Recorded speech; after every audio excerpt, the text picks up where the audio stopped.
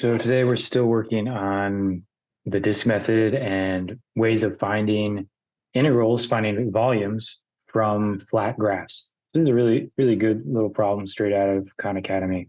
You have a function which is square root of 9 minus x squared, and we're told that it's bound by the x-axis, the y-axis, and the line y equals 2.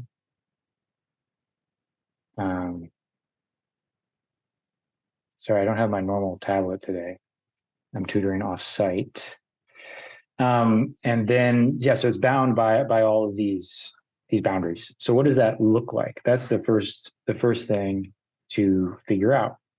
So if you can't remember what y equals square root of 9 minus x squared looks like, what could happen is you could recognize that this could be rearranged to look like y squared plus x squared is equal to r squared, right?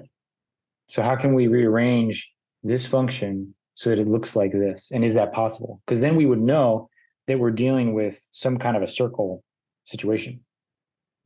So if 9 is our r squared, then really what we have is y equals r squared minus x squared, right?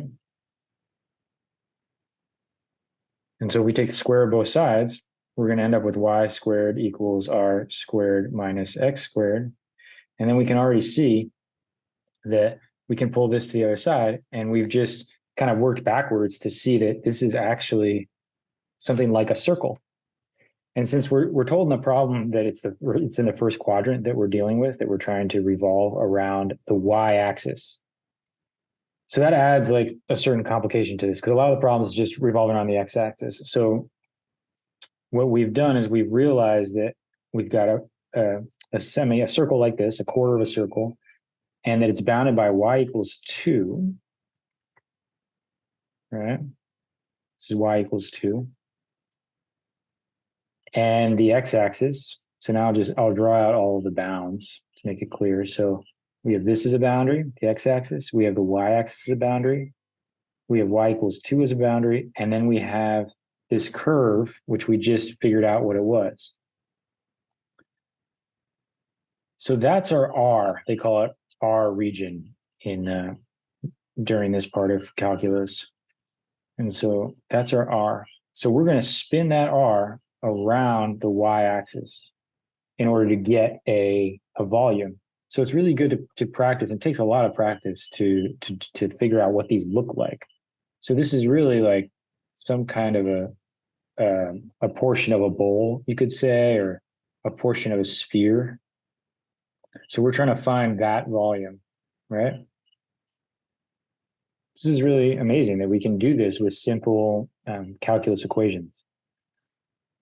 So how do we set up that equation? So we know that the way we integrate using the disk method is with the idea of pi r squared, and that basically the equation, the disk method comes from this, right? And that whole idea is that you have some function and you're going to take many, many circles of it and basically mirror it over the x-axis to create some kind of a volume like that. And so we're taking these little disks, these little circles from the volume, and we're integrating them over the x-axis. So I guess one thing to really point out is that this portion is the radius. So if you went the whole way, it would be the diameter. So that's why this equation works. Now, the problem is that when we're revolving around the y-axis, we have to think of the function in terms of y instead of in terms of x. So we need to know what our f of y is, because we want to know what for every y will give us a radius, right? We want to be given a point on the y-axis, like let's say it's right, let's say it's right here. And then we want to know what the radius is, what it is on this curve, what its x is.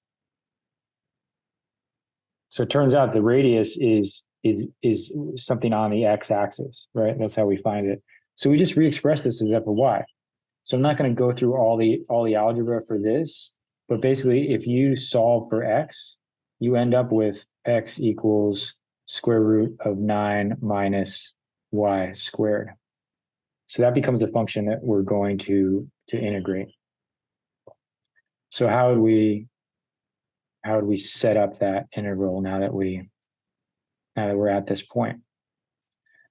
So we're going to integrate our function, which is square root of 9 minus y squared.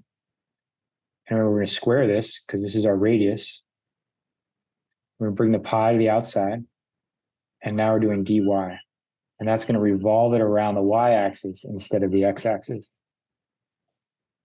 So that'll just break down into 9y minus y cubed over 3 times pi, right? And then what are we evaluating this integral over? Well, we're going to evaluate it from what was told initially in the problem.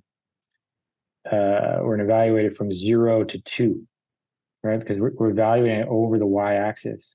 So y equals 2 and y equals 0 would be all the little disks that we're going to integrate over. You know, we're just taking many, many slices as that dimension of the disk approaches 0. So we're going from 0 to 2.